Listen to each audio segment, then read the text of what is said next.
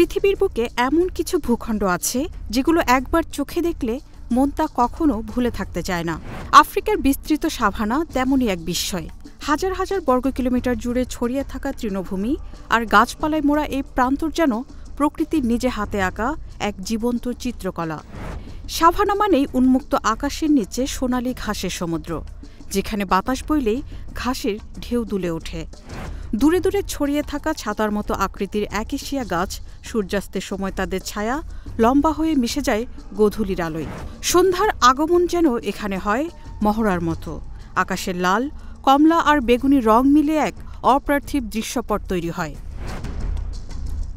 এই ভূপ্রকৃতি শুধু চোখ জুড়ানো নয়, প্রাণে ভরপুর।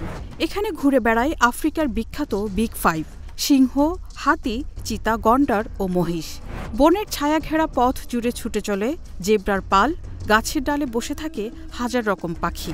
চোখে পড়বে জিরাফের মাথা, কখনো বা হঠাৎ এক হায়েনার হিংস্র দৃষ্টি। সাভানার দিন শুরু হয় এক অদ্ভুত শান্তিতে। সূর্য উঠতে না উঠতেই ঝিরঝিরে আলোয় জেগে ওঠে এই বিস্তীর্ণ ভূমি। পাখিদের ডাকে ভরে ওঠে সকাল। আর রাত, সাভানার রাত হল রহস্যে মোড়া। তখন দূর আকাশে নক্ষত্রের আলোকছটা আর কাছাকাছি শোনা যায় সিংহের গর্জন। এই অঞ্চলের সঙ্গে নিবিড়ভাবে জড়িয়ে আছে আদিবাসী জনগোষ্ঠীর জীবন। তাদের জন্য সাভানা শুধু ভূমি নয়, এ এক জীবিকা, সংস্কৃতি আর বিশ্বাসের অংশ। প্রকৃতির সঙ্গে সম্মিলিত এই জীবনধারা আমাদের শেখায় প্রকৃতিকে ভালোবাসা মানে নিজের অস্তিত্বকে ভালোবাসা। সাভানা যেন এক খোলা বই, যেখানে প্রতিটি পাতা জুড়ে রয়েছে সাহস, সংগ্রাম, সহনশীলতা আর অপরূপ সৌন্দর্য। এখানে প্রতিটি মুহূর্তে জন্ম নেয় গল্প, প্রতিটি নিঃশ্বাসে মিশে থাকে জীবনের টানাপোড়েন।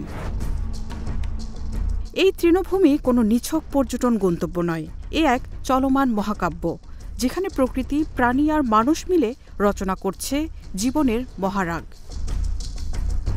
আফ্রিকার সাভানা আমাদের শুধু বিস্মিত করে না, শেখায় প্রকৃতির মাঝে প্রকৃত জীবনের স্বাদ কতটা গভীর, কতটা অনবদ্য।